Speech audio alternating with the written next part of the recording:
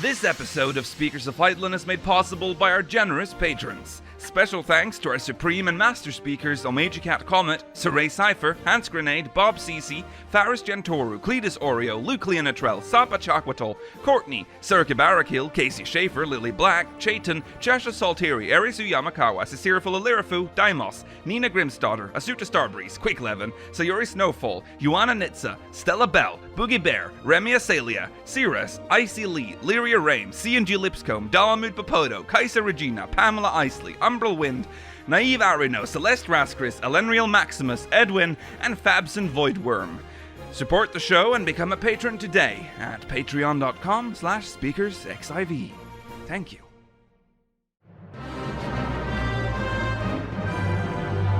This is Speakers of Fightland.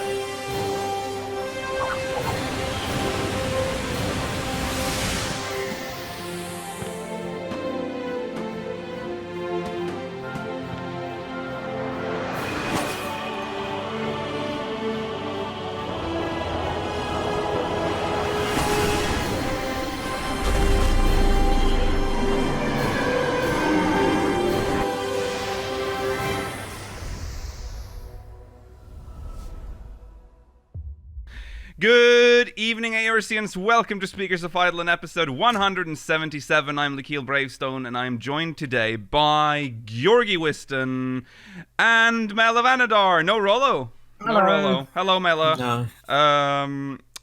Welcome to episode 177. There's only 3 of us today, but that will have to do. Rollo will be back next week, of course, if everything's... Unless something crazy happens. It's January 11th, 2020. Whoops. It's a very slow week. Very slow. So we don't have a lot of news today. We do have some, but not great news. So the main story today will be the great discussion. We'll talk about the philosophy and fate of the Amaurotines.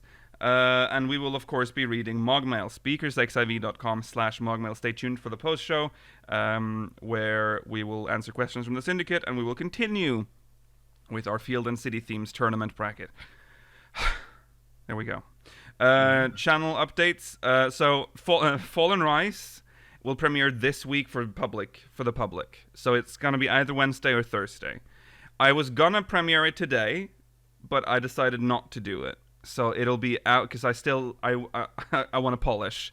So it'll be out for the public on Thursday or Wednesday. Next week, we will get the top 10 video for Dungeons in Heavensward. I think I'm just going to release that for patrons as soon as it's done. And that should probably be on Tuesday or Wednesday or whatever. And then, yeah, so next week. So not this week, but next week, you'll get the top 10 video. And then there will be Chronicles of a Realm probably the following week, because I'm like halfway done right now. Okay, that's the channel updates, unless there's anything else that I forgot. I didn't put it in the show notes, but no. Right, what have we done this week in 14? Also, I have a cold, which is why I sound a little strange. I'm sorry about my voice. Okay. Yes, Georgi, go ahead. I went fishing this week. Wow. I did a lot of I was going to say I did a lot of fishing, but I didn't really. I did level up my fisher on my Ragnarok character from 30 to 50, I did that much. I thought you, for some reason, I forgot that we were talking about 14. I thought you were telling us about a fishing trip you went to in real life. I'm like, what? But you don't like fishing in real life. Okay. I don't like fishing in real life.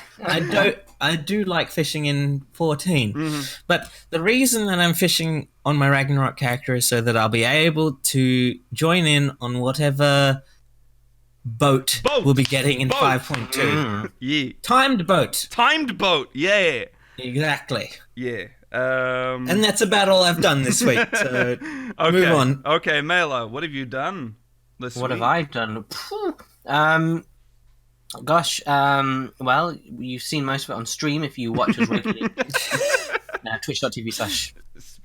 I don't think you have to advertise that here. Yeah, but this will go onto YouTube as well. Oh, true. That's true. I've done a little bit of Blue. I actually wanted to have done all of the Grand Masked Carnival. before today to say I'd done it, but I didn't. So. Right. How many have you done? Maybe like 15 or so. Okay. What was the last one you remember? The last one I can remember was something to do with these bombs that you had to push towards enemies. So that they kill the ice frost sprites. bombs. Yeah. Yeah. But I don't think that was the last one I did. It's just the last one I can remember. Okay. About it. I finished the Masked Carnival on Thursday or Wednesday because we need more resting during our Blue Mage runs, so that's why I did that. So I'm done with the Blue Mage stuff. What else did I do again? Oh yeah, I leveled Fisher to 80. Yes. Because I too want to do the boat thing. And then I leveled a few. I did a lot of crafting this week. I guess that's mostly what I did. Blacksmith to 80. I got blacksmith to 80 as well. Yeah, made a lot of sauce. Oh, I got carpenter to 80 today, this week. Hey! You got what to 80? Carpenter. Nice.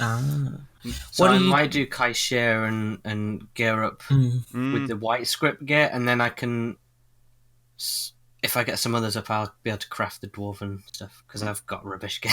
I can't be bothered to do it the slow way. Okay, look here. What did you think of the facet of metalwork quartz storyline? If this was the first time you've done it. Oh my god, I haven't even finished it.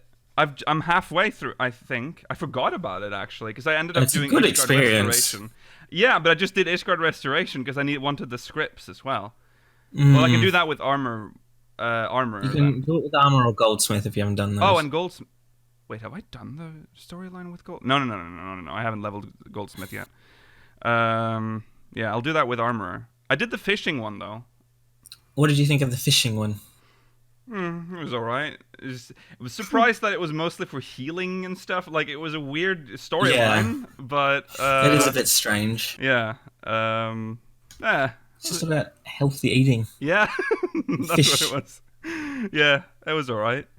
Mela, what did you think of the Carpenter storyline? I'm afraid that my Carpenter was leveled through Ishgard Restoration as well, Georg. Yeah. So no one's doing the actual story. No, I'll do it on what else does Carpenter have tied to it?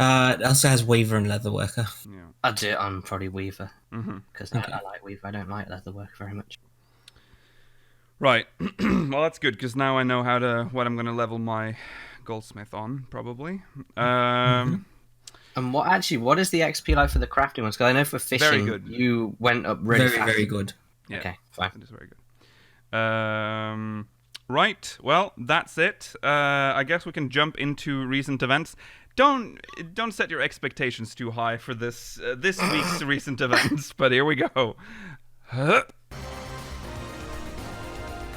Oh, that's should have been a little louder. Welcome to recent events. I don't have to welcome you to recent events, but it's recent events time. On January 10th, this year, obviously, Soken turned 45. Yay! Mela learned something very surprising about Soken when we were looking up his birthday, didn't you, Mela? Yeah. Can't believe he was born in Mexico. Yes. Yes. La Paz, Mexico? Yeah. What do you mean? It's mad. It's not madness. I wouldn't say it's madness. So it was really surprising, though. Well, really surprising. This isn't news.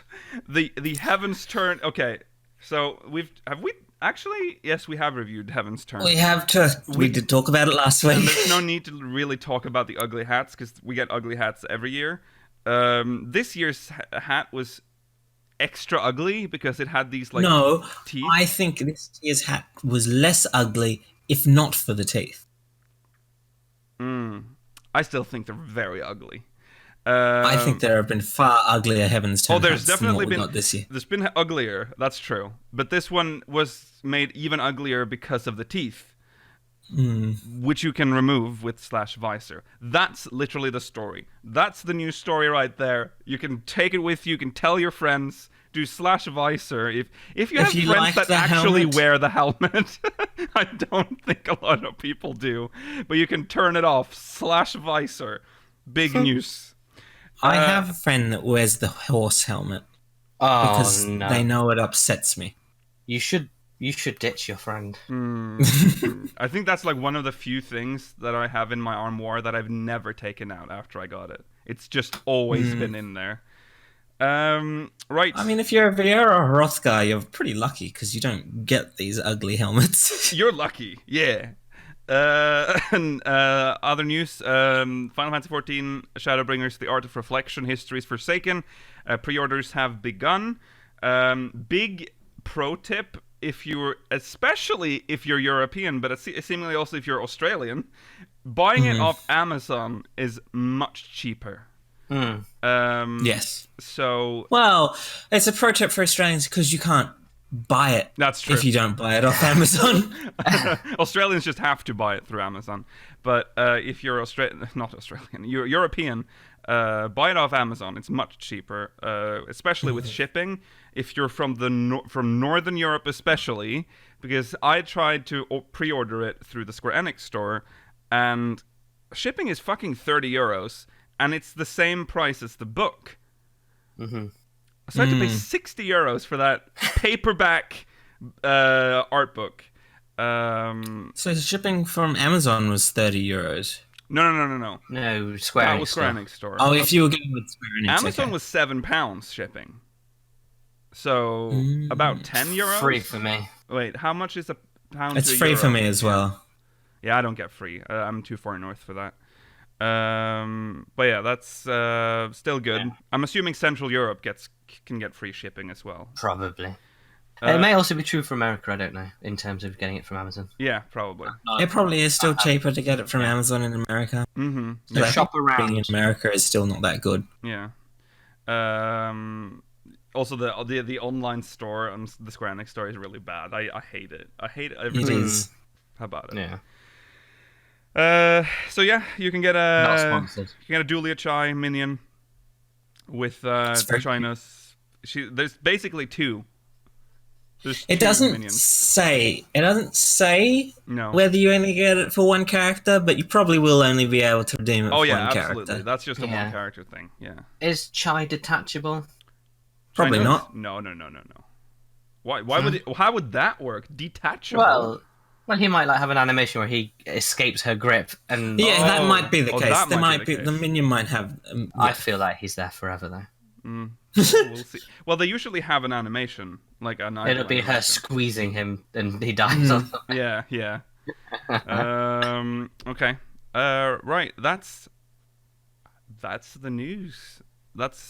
It's very quiet because it's like this. It's the. I always get this saying wrong. It's the quiet before the storm. That's right. I did it right this time, because the live letter is about to be announced. I'm assuming, and we're also probably going to Hopefully. get the website. Well, everything's going to be released at once, which means the next episode or the episode after is going to be way too full. So yeah, I don't even remember. I don't even know what we're getting in this patch, other than Ruby weapon. We're getting Ruby weapon. We're getting what we're going to be talking about soon. Mm-hmm. What else are we getting? We're getting We're the getting loads raid. of cool stuff, but we don't know any of it. Like Tombstone Raid, Mm-hmm. the Relic, the The relic. Which is a pretty big deal. fishing boat. I forgot that we were getting the raid this patch, Yeah, the new 8 man. because I don't feel So like new they tier 7? talk about it. We saw the Ramu one. Wait. We saw the We saw the Ramu platform. arena. It Yeah, looks we like saw- Thunder Plane. Yeah, Yeah. so that's hype, I guess. But Of course, it is just a square arena in the middle of a field again. But don't worry about that. no. It looks like you can fall off, so enjoy that again. Yes. Right. moving on. Now we have to move on. It's time to delve into the great discussion.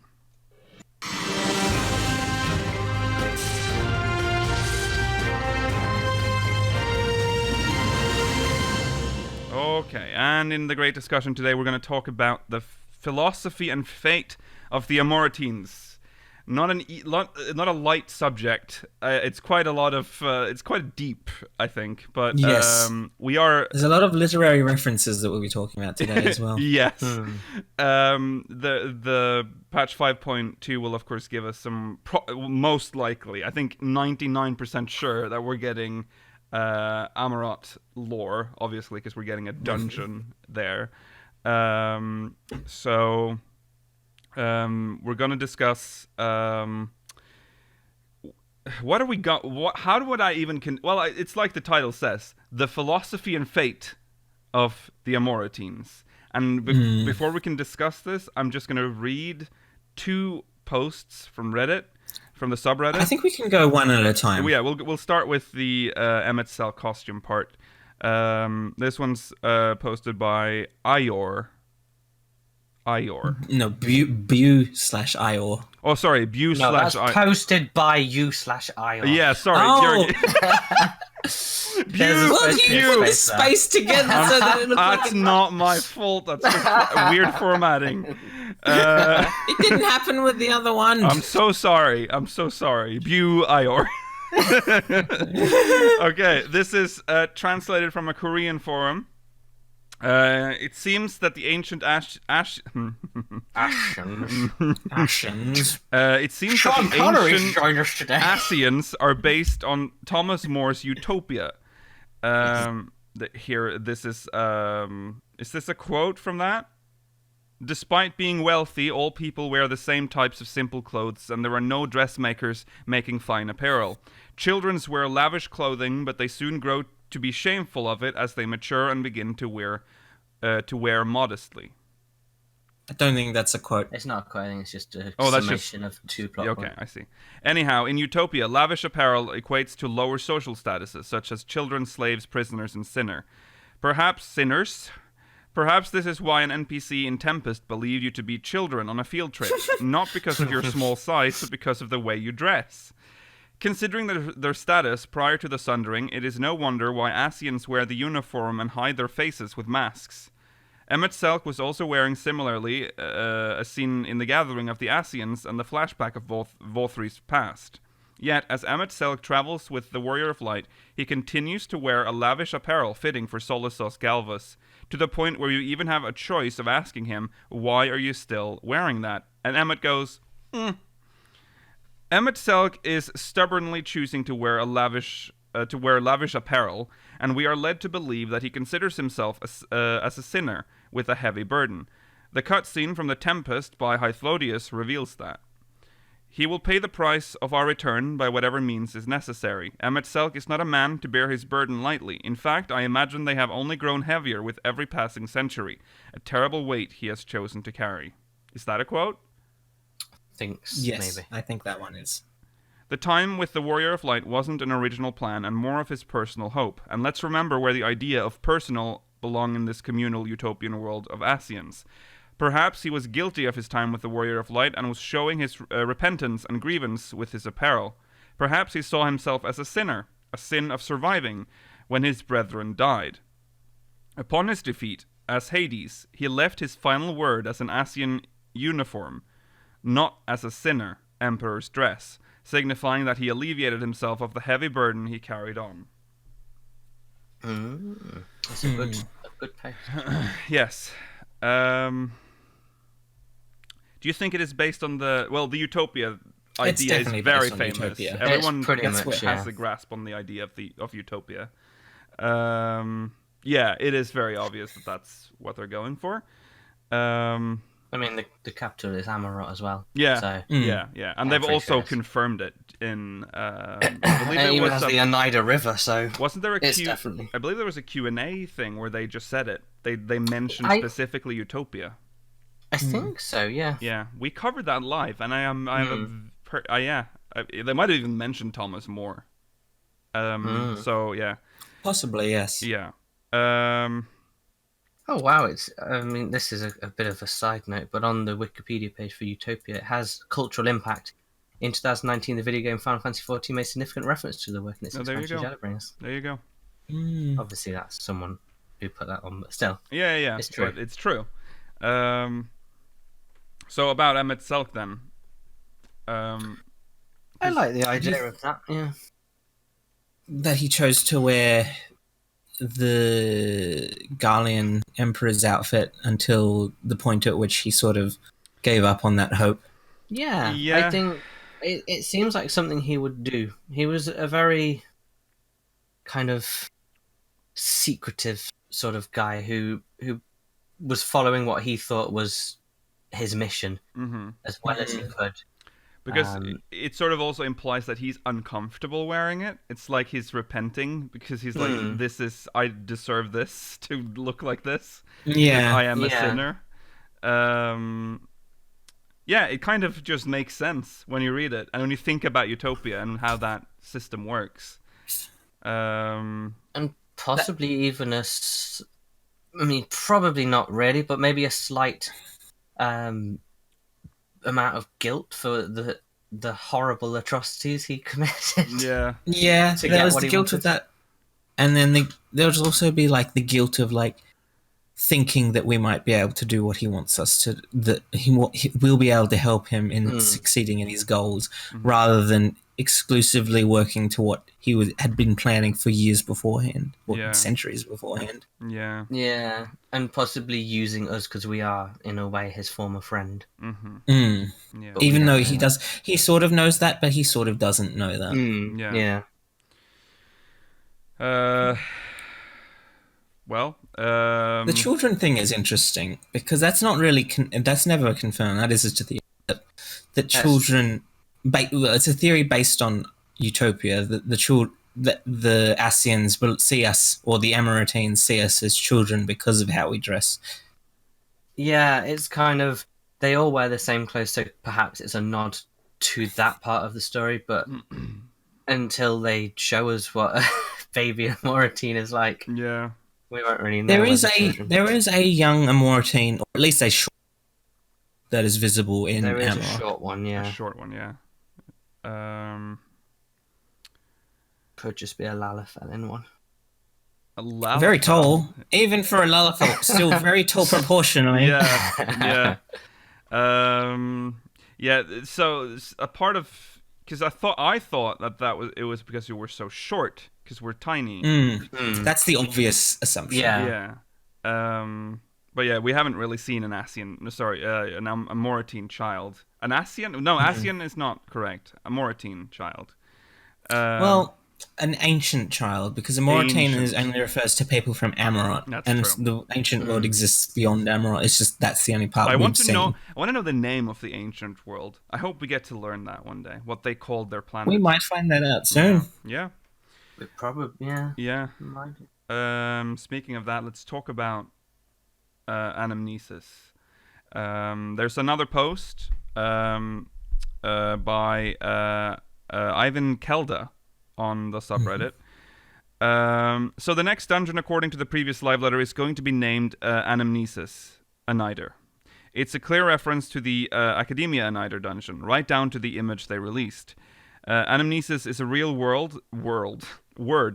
It has one of 4 meanings, all connected to memory and the past.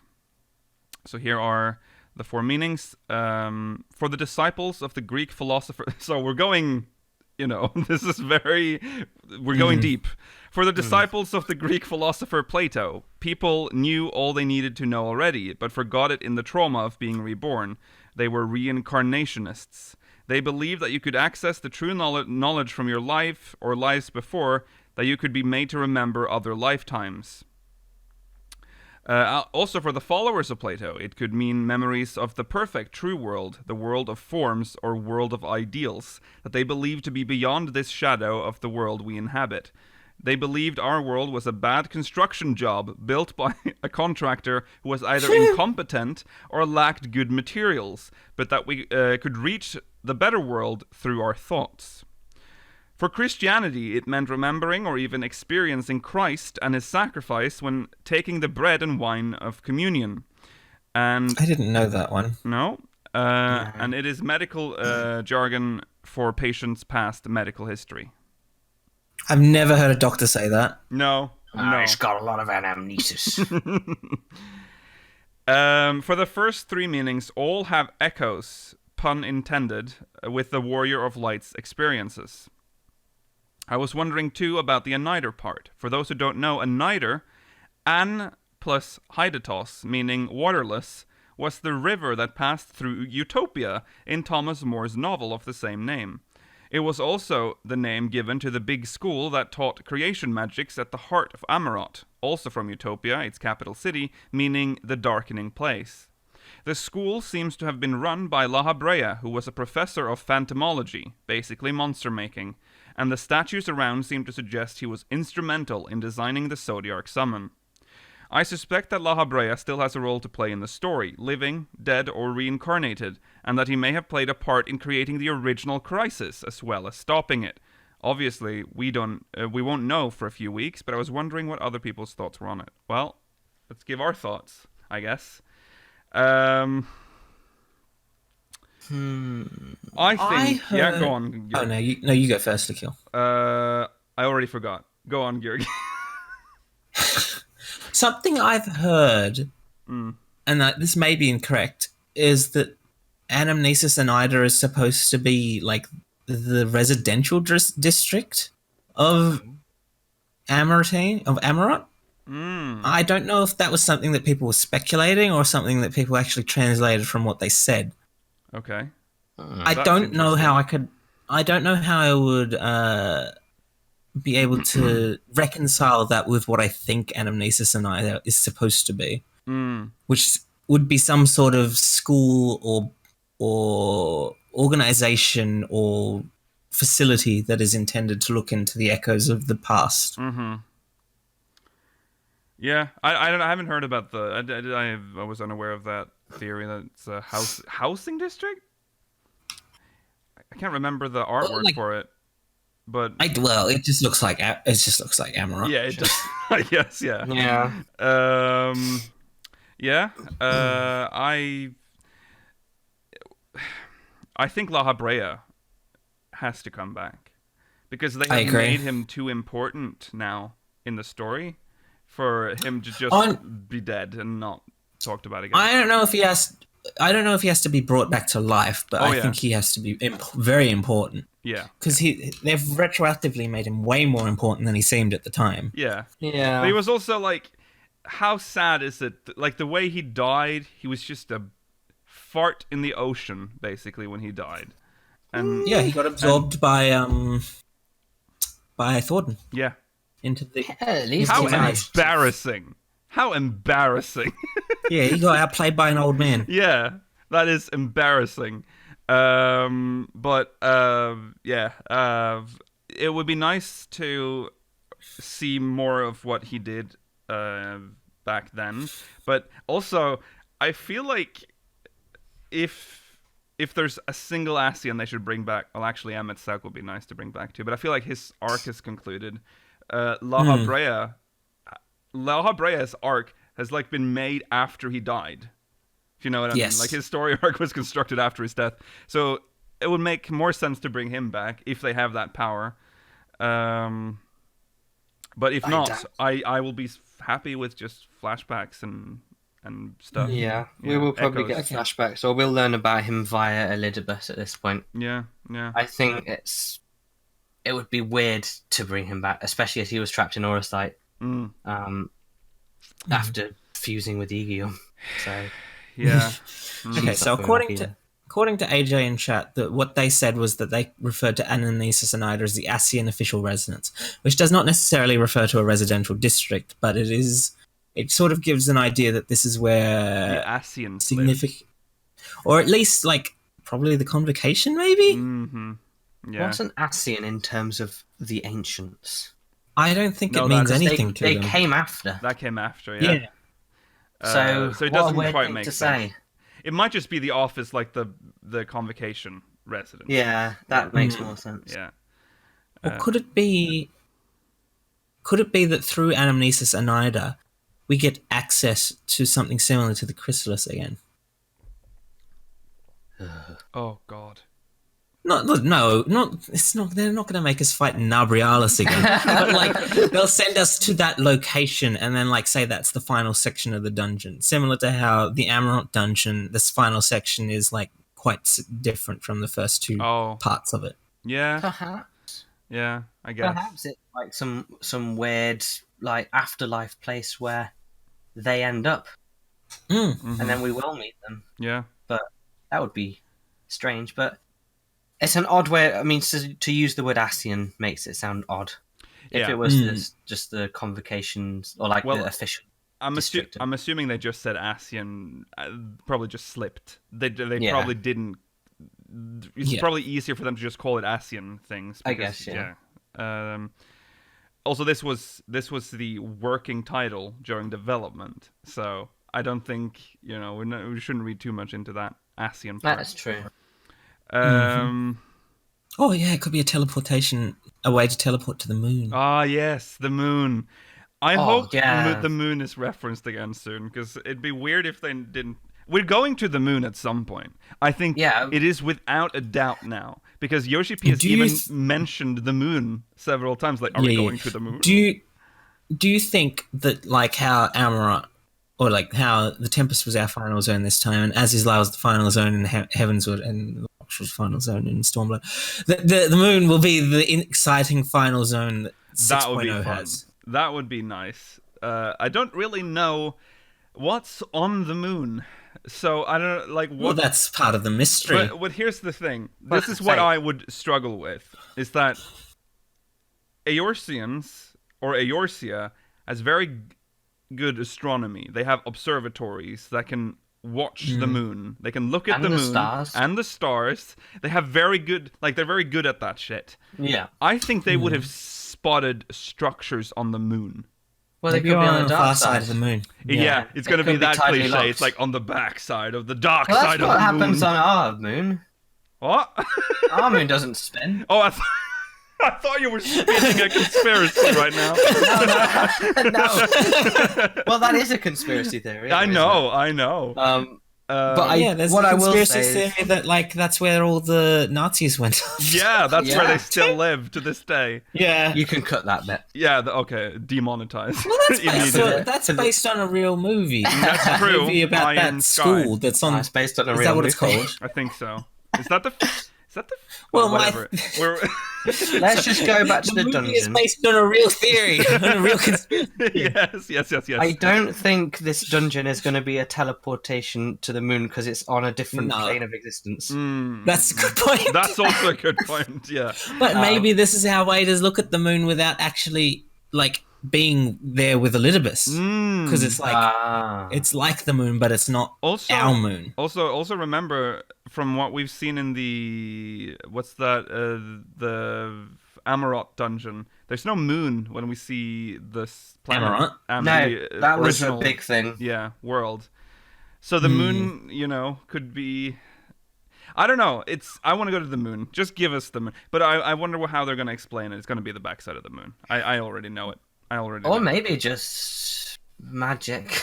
Oh yeah. There's like a perception. They've done camouflage magic. Yeah. It's not the first time we've used glamours to hide things. I mean, that's true. They did that entirely with Rauger's. They made it so the Guardians could not. The Guardians couldn't find a massive 4,000-foot statue of Rauger because it had a glamour prism on it. Which always bothered me a little. So when was Rauger's Reach? Welcome to Stormblood, the Stormblood podcast. When was Rauger's Reach built? Was it built before the invasion? Yes, it was. The statue would have been there, so maybe they just built it into a camp. So why couldn't the Garleans find an old, pre-Garlean era Eorzean map that would have Rauger's Reach marked on it? That always bothered me. Pretty sure there's a massive statue here. I can't see it. Well, they did find it eventually. That's true. That's true. Spoilers. Spoilers for Stormblood. Spoilers?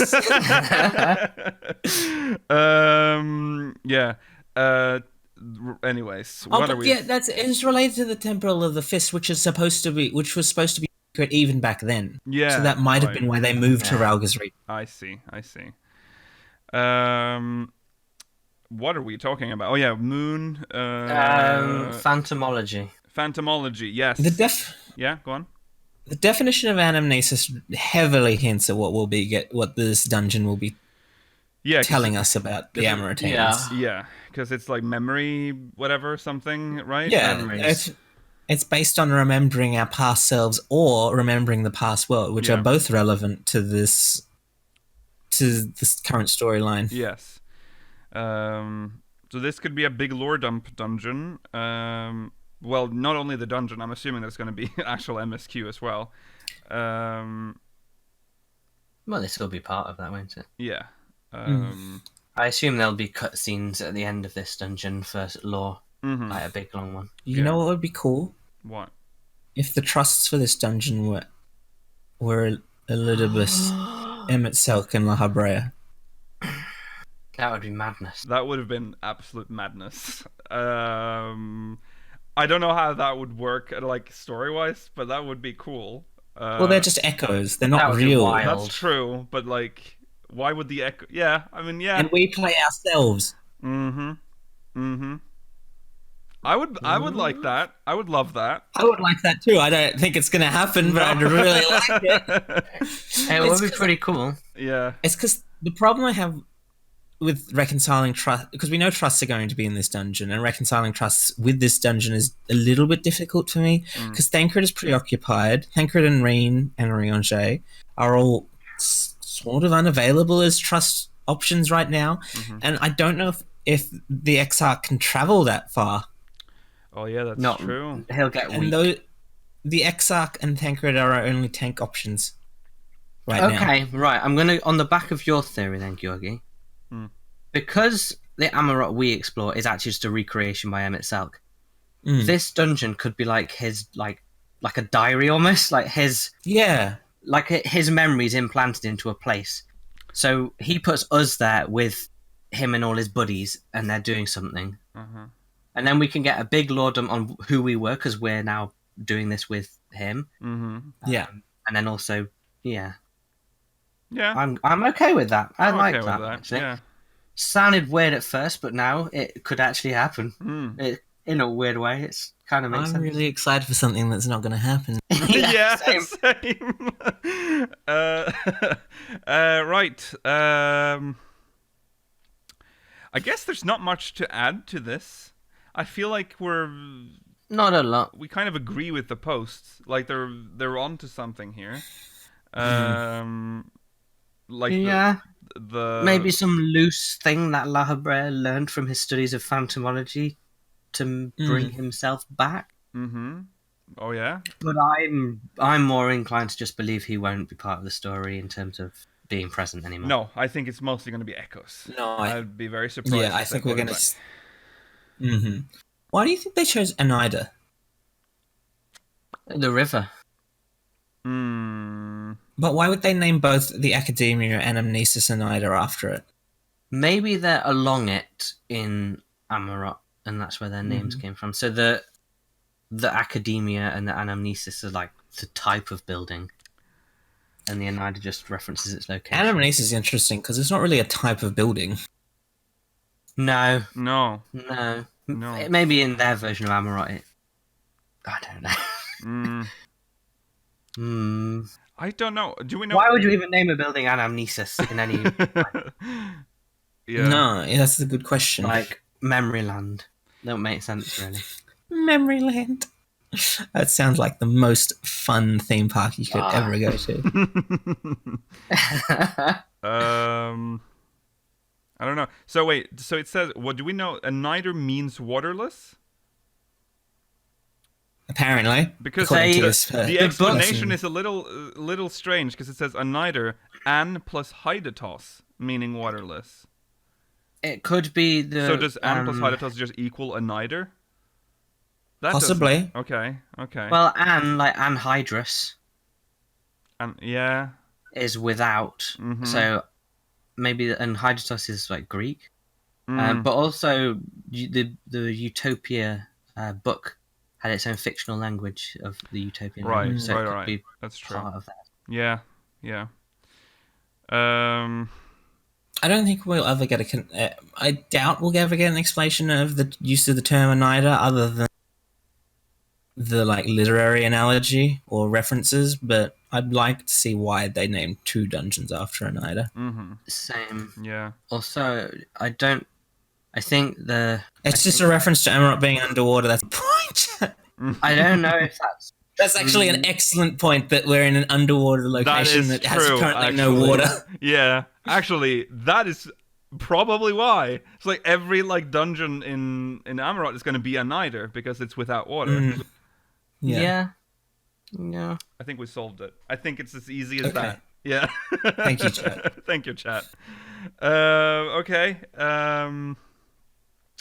Do you think? So he mentions, or they mention the statues.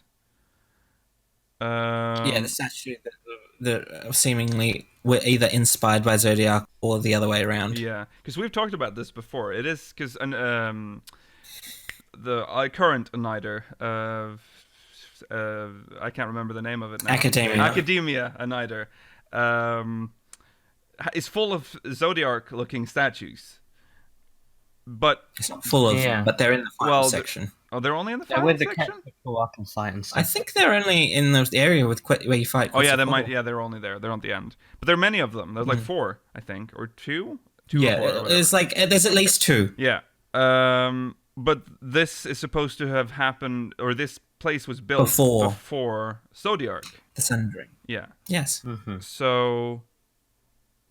Could that just indicate that was something he was working on, and that's possibly why the statues were made?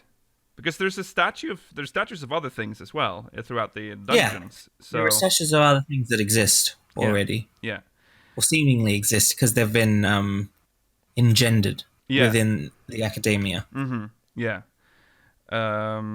So I don't think this is a groundbreaking theory. I think La Habrea was one of the most important people in the summoning of Zodiac.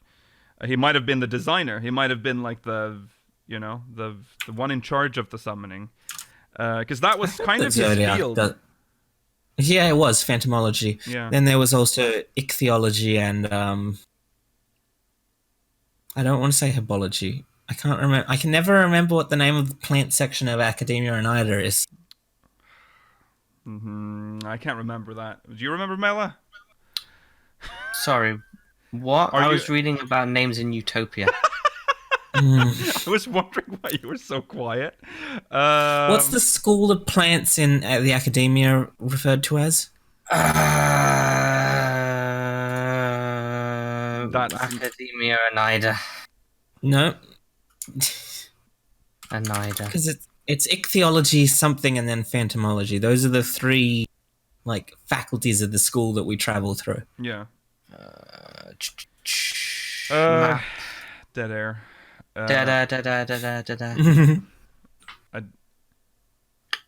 Is Georgi louder than us?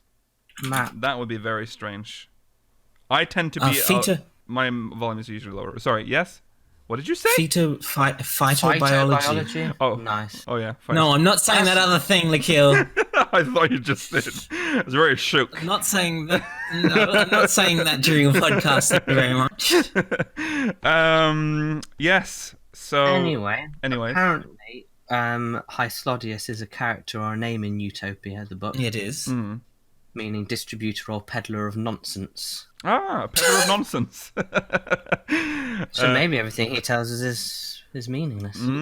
What if he just lied? I don't think that's necessary. That would be interesting. I think they just picked it because it's a funny peddler of nonsense. That's good. That's a good title. I wouldn't. That's Rollo. Rollo's yeah, he's the peddler of nonsense. Yeah. Yeah. Yeah. Is there anything else to say about this?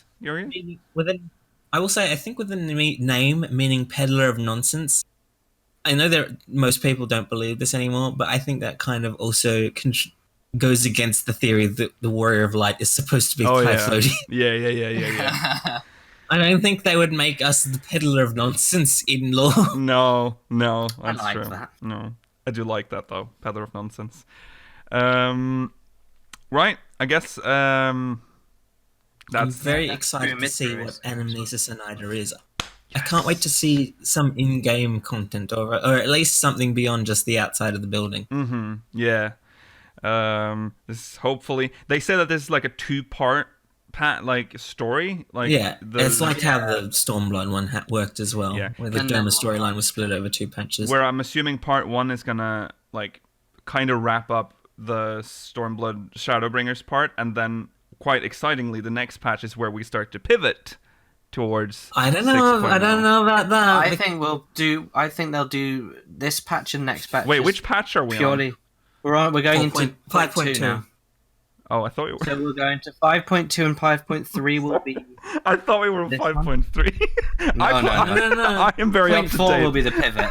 Because it was it's 4.3 and 3.3 that wrapped up those storylines, but they didn't set up. They didn't really set up the next one until the 0.4 patches. So I think you're getting ahead of yourself. I did get ahead of Yeah. myself. Well, I think the part 2 is gonna set the stage for the pivot, which is what happened in Stormblood as well. 0.4 is going to need to pretty much have all the Scions back, surely.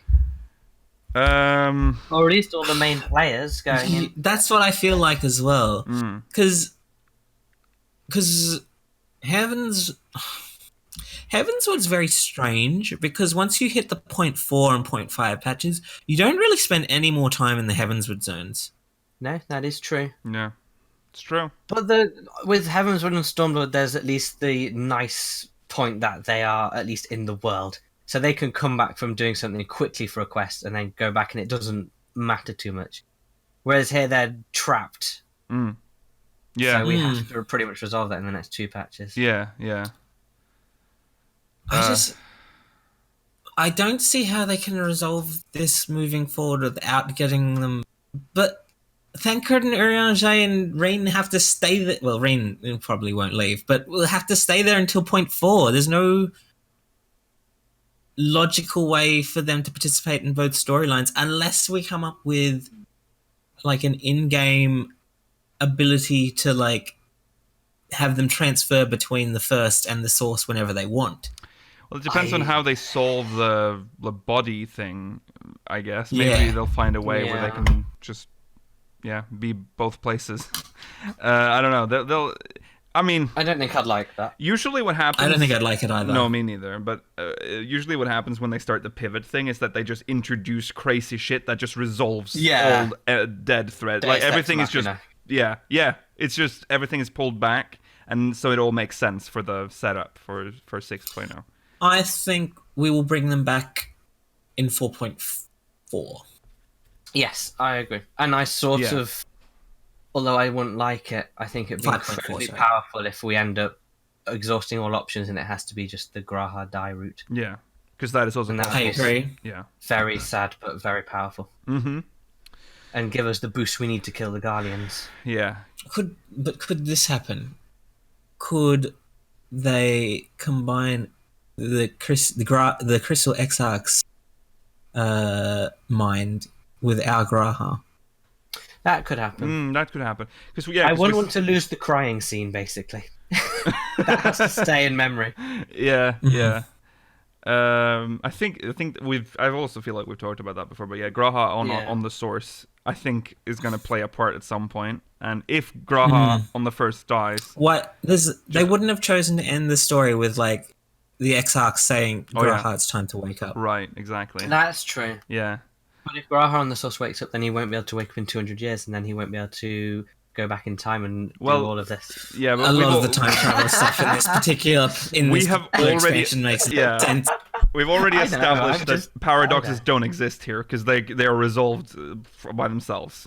So, it's very frustrating because we've already had a storyline with Alexander.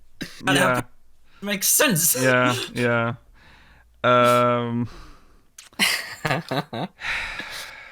I think that's likely. Graha on the first dies, and his mind or memory is just sent to Graha on the source.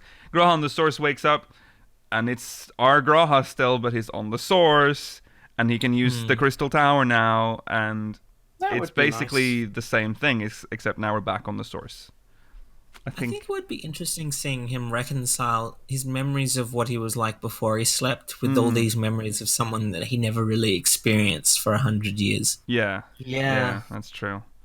And also how we're going to now utilize the massive magical potential of the Crystal Tower now that we have access to it to make all of our lives better. Yeah. Right. Well, maybe the Crystal Tower will be part of like the fucking miraculous utopia that we create once the Garleans are gone. Yeah, we'll all gather around it. But mm, then life will be so good that we usher in a new age of chaos and it all starts again. And maybe through the Crystal Tower we're able to make Garleans able to use ether so they won't be mad anymore. oh yeah.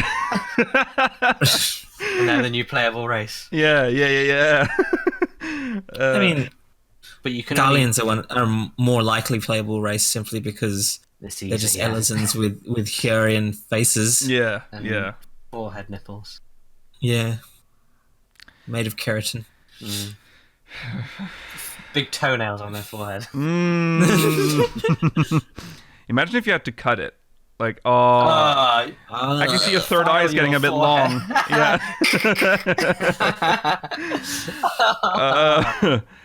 Oof. Okay. Well, is that it? I think we can move on to MogMail now. I think we can move on to MogMail. I think that's enough. I think. Okay. Let's move on to MogMail. MogMail.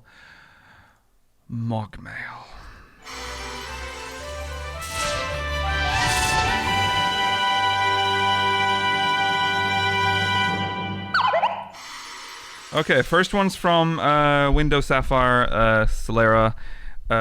Going on Mela's theory about the Warrior of Light possibly being Oshon, which of the 12 would you pick your Warrior of Light to be instead, and why? Can be related to the current lore/MSQ theories we have now, or just because you felt like picking that one? I don't like the possibly, but I mean definitely being Osham. Oh, we are. Get off it. You just wait, Bravestone. No, it's fine. I know how it's like to be the underdog in theories. Yeah. So I support you still, but I don't support the theory yet. I don't really want it to be correct, but if it is correct, I want Lakil to do another one of those Black and white. flash. Yeah. Same. And then every time you zoom in on his face. And Yes. And make the eyes go redder and redder because the mouth's not moving. Okay, yeah. And then one time you zoom in on Totaro instead. Yeah. I'm definitely doing it if it's the Oshon thing, but I'm also going to do it if it's the 12 thing. Yeah. Yeah. It just won't be as funny. No. Right, which I one? want Taliak, because that's my patron deity. Yeah. I don't want to be Lim Lane. Lim Lane is mine, but Why don't you want to be Lim Lane? Wind? That's not a cool power. I want to be Ulthic. Like lame. I want to be Ulthic. I want to control time. Time compression. No one understands why you use that accent. Yeah, I think I'll go with Ulthic. Mala? Turn into... I don't know, I picked Menphenus and her symbol's a moon, so I'll just turn into a giant moon. Well, no. They don't look like the symbol, Mela. That's just their symbol. Mine will. Mine will be a moon. Uh-huh, okay. Why? Isn't the name of the white moon we have now, that's Menfina. That's Menfina. Yeah. So what I want to happen is when we transition into the moon expansion, I can't participate anymore because I am the new zone. Nice. But I have to be logged in all the time. So I still exist in the game and people can walk around on me. That's my dream. Okay, I see. I want to be an endgame zone. Okay, yeah. I mean, Menfina could make sense because you can reconcile Menfina's existence alongside the moon. I think Tarlek works similarly because, like, the Sharlians sort of feel like the closest thing we have to Amaurotines in our current existence. Mm-hmm. Yeah, they're very They could just be.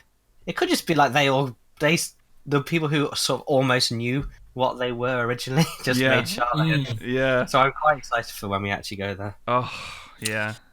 We're not going there next expansion. Maybe. Hey, we've been thrown enough segues with expansions. We thought we were Garlemald this time. Yeah. Yes, true. Another world. I don't We think thought we're we were going going to to go. Girabania. We went to some goddamn... We did go to Caravania. yeah, we thought we were only going there. Yeah. We thought we'd go to Zelfatol, Georgi. We thought we'd go to Zelfatol. Yeah. Yeah. I still really want a proper Zelfatol zone, but we'll never Same. get one. So much. I really like Zelfatol. It looks cool. It does Yeah. look cool. And it's got its own map marker, and yet it's a dungeon It does. on the world map. But so did the burn. That's true. That's true. Yeah. That was well. So no place on the map is safe, chat. No, No. Garlemald, Ilsabard could be a dungeon. I would not. Actually, Yeah, go on. have we been to anywhere in Elsabad yet? Nope. Well, we've No, I think seen in a cutscene that camp that was destroyed by a Black Rose, but we've not been. Yeah. Yeah. Yeah. Why It's haven't not we considered normal. Charlene's about getting the science back? Because they don't like helping people. Yeah, they just don't They like don't get intervening. involved. They don't. Yeah, they don't yeah, involve if you've themselves. done the Astrologian storyline up through 60, I want to say, you get a sense of how much they don't like intervening. Yeah. Remember, they abandoned like New Charlian because they were like, "Oh, you're gonna invade Eorzea? Bye!" They just fucking left, and You they don't, didn't even. you don't want to discuss this? Oh, okay. And then Lewis Well, we was. don't have a solution beyond that. And then Lewis was like, "Wait! We should probably like at least try to help." And they're like, "No! Bye!" And Lewis was like left behind. And is like, "Fuck! I guess I have to try," because he tried.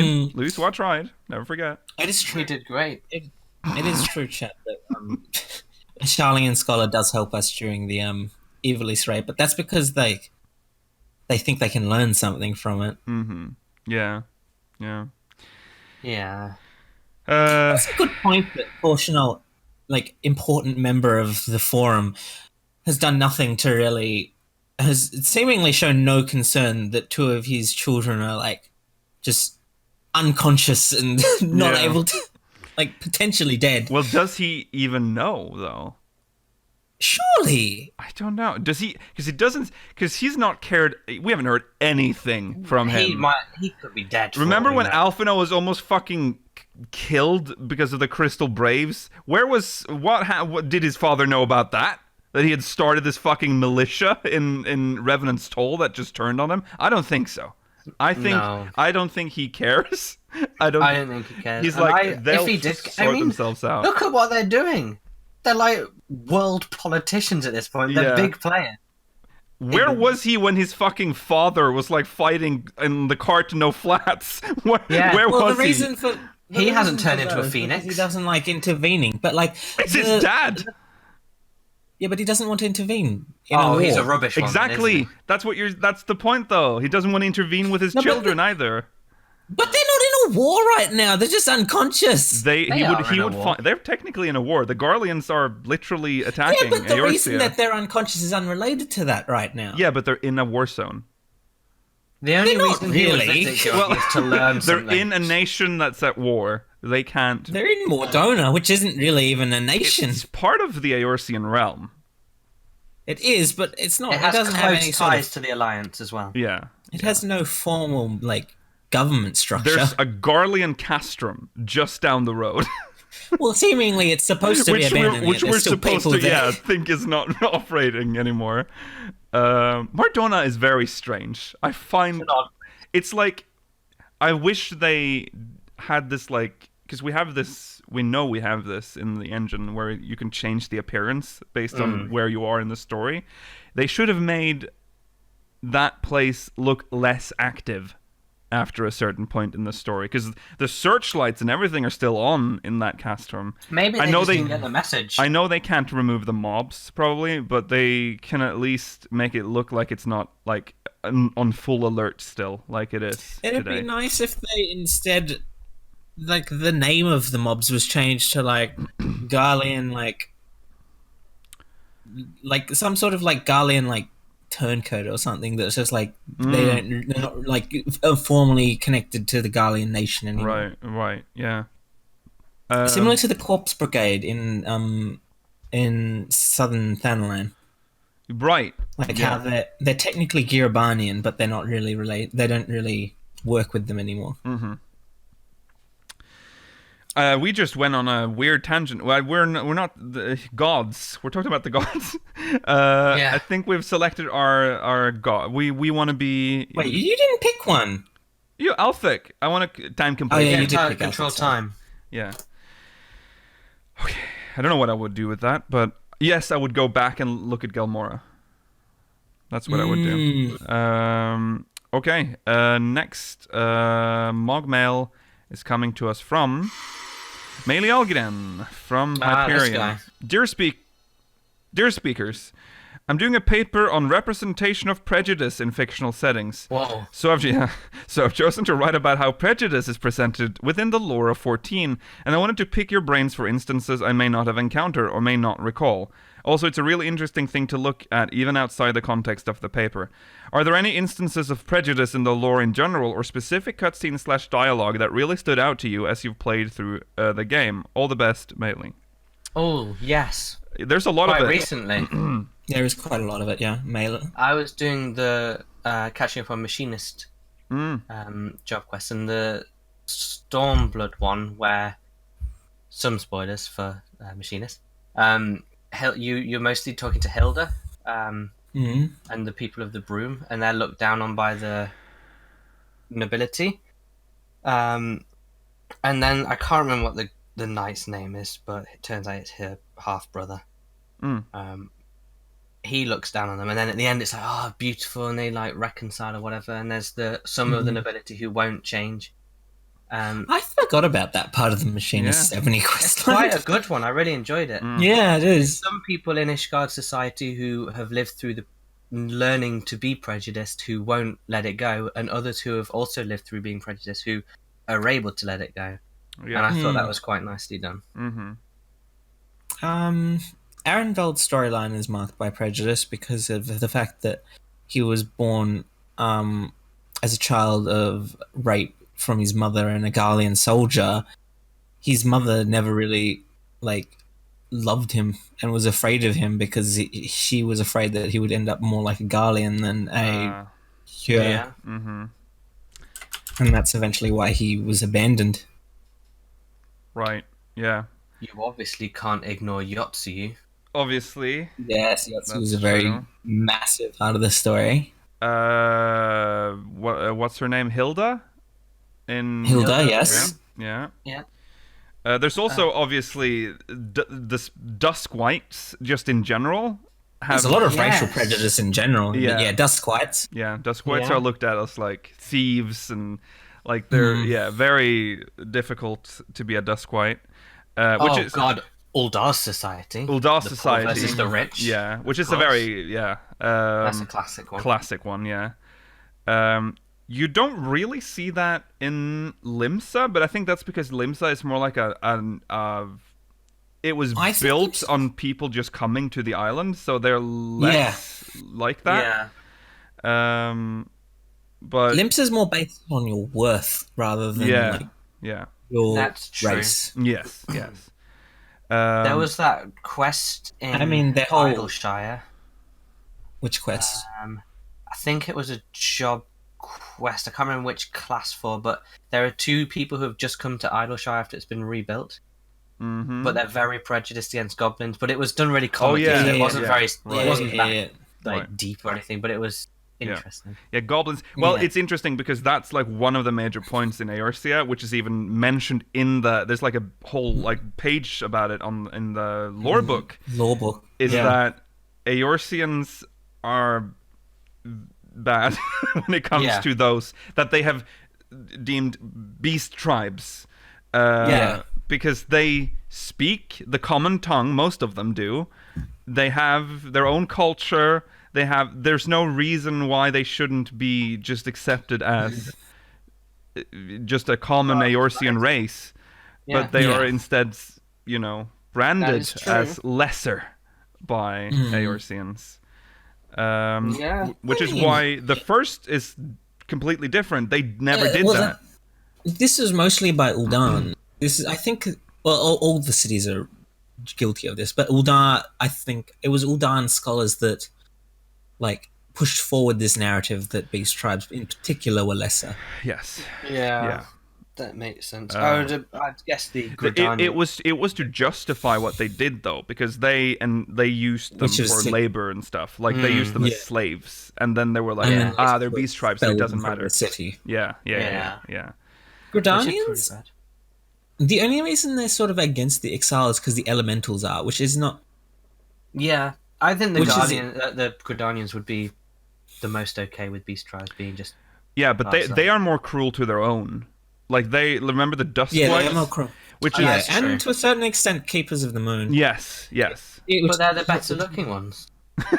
Keepers of the moon. Yeah. They have nice they don't really have seekers of the sun in. No, I suppose that's true. No. But actually, Limster has like rat. What are the rat people? And stuff. Well, they within the city. Yeah, Kikern, kobolds, and There's loads of people just in Limster. Limster is pretty okay, but cool. Nowadays the ones they treat poorly, kobolds and Sahagins, are a result of territorial disputes, not necessarily. We can't forget, because now we're painting Limster as like, they're actually the good guys. They are not good guys. They aren't. No, they've committed fucking genocide on Lenosha. I think Limson or Leminster would probably respond similarly, even if they weren't kobolds, simply because they're just taking up territory that they need. Yeah. I keep going back to the Duskwights because I remember them asking specifically about this, about the Duskwights, and it is very annoying because there's hardly any lore about it. We don't really know much about the Duskwights at all. Why they're... Because we know they formed... They were part of Gelmora. They made Gridania.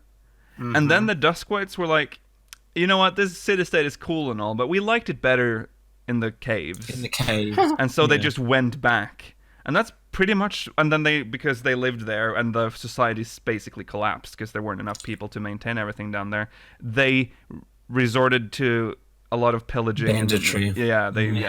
And that's why they're being treated like trash now.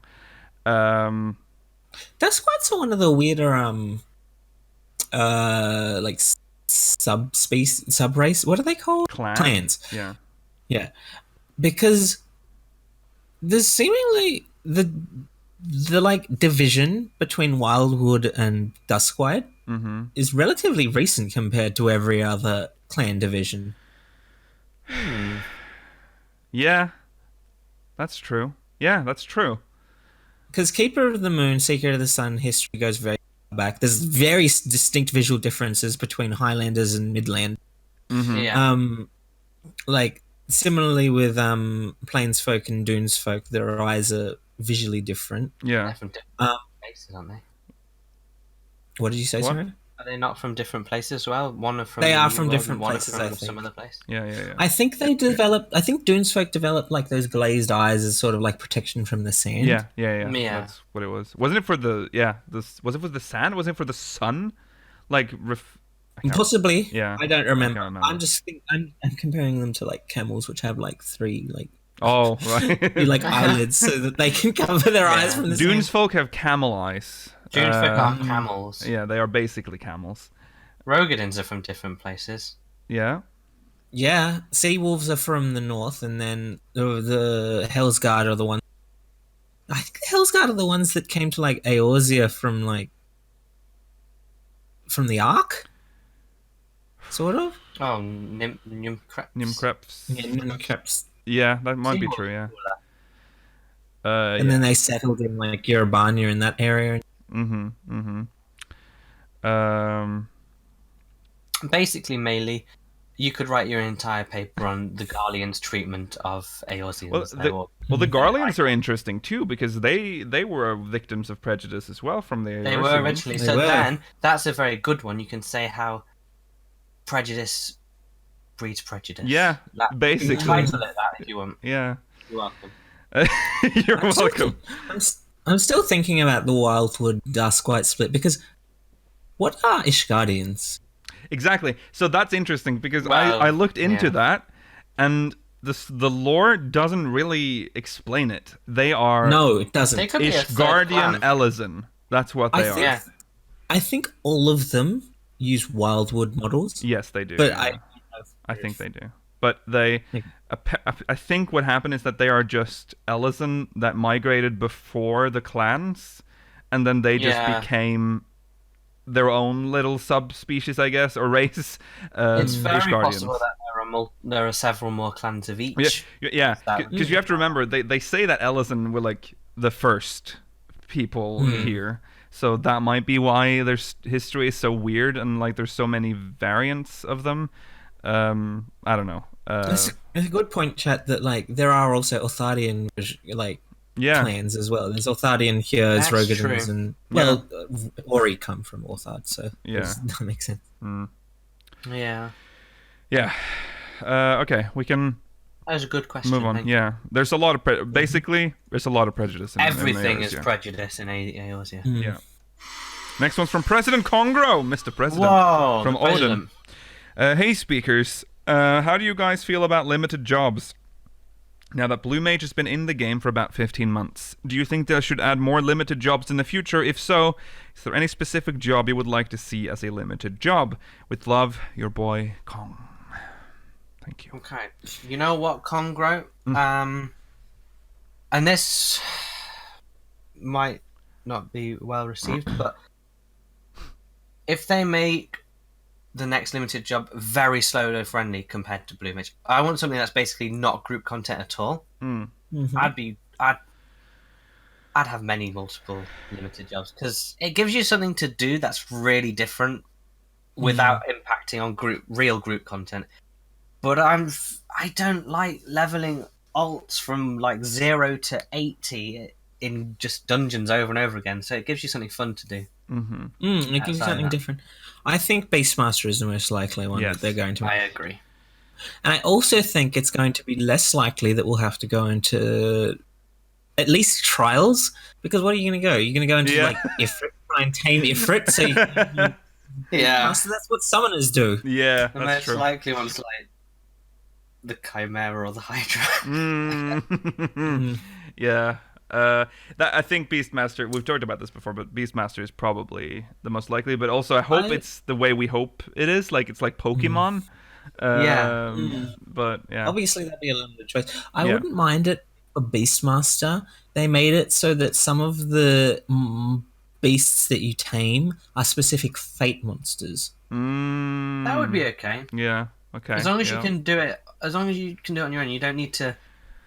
Like they say, this is the solo job. Then you go in and like 15 of your skills are from extreme trials that you definitely need 8 people for. It's like, okay, that's not solo content, is it? Because like, there's not. I don't know what I was going to say. The kid? Yes. I think Save that the one. game has a lot of proper classes now. And definitely in terms of healers, they still haven't figured it out. In terms of tanks, they all feel quite samey. Really? And in terms of People say that the people are quite happy with how tanks no, I'm feel. happy with them. I mean, maybe they do feel more different. I've not really played them all, but they're a general idea. They all sort of have just the same general. They all have like the normal mitigations and this and that and this and that. They all have a hallowed ground. Yeah. Some are better than others. Some are better than others, but they've got tanks down very well. And then DPS is just they all in essence are the same idea. Yeah. Do they need to keep adding more and more normal classes? Maybe not. Maybe they can just focus on having like a couple just really unique solo. Do we classes. need 2 new jobs next expansion? No. Maybe 1 job and then A 1 healer. or 2 limited jobs over the A expansion. healer, yes, I agree. How? Yes. So yeah, I think I like them. I like Blue Mage is fun to do now. It's weird because go back like a year or two when it was first announced. It was a year or two. A year. Is it a year ago? A year. God, it was fine. a year ago. Oh, it feels like so long ago. When Blue Mage was announced as a solo job, remember how angry we were? Yeah. And look at us now. Look at us now. Yeah. Right. Can we squeeze another? We can probably not squeeze another one in. No. Okay, I guess not. We'll wrap it up now. We will read any remaining MogMail next week, unless there's like the biggest info dump known to man. But if that happens, we'll just do MogMail first. Send us MogMail, speakersxiv.com/MogMail. That's the end of the show. Thank you guys for watching. If you're watching live, of course, the post-show is about to begin, so make sure you catch that as well. Remember to follow us on Twitter at SpeakersXIV, twitch.tv/SpeakersOfIdle, and youtube.com/SpeakersXIV, Discord in chat if you want to join our Discord channel. If you're watching on demand, links in the description. Remember to send us MogMail, like I said, speakersxiv.com/MogMail. Bye! Bye.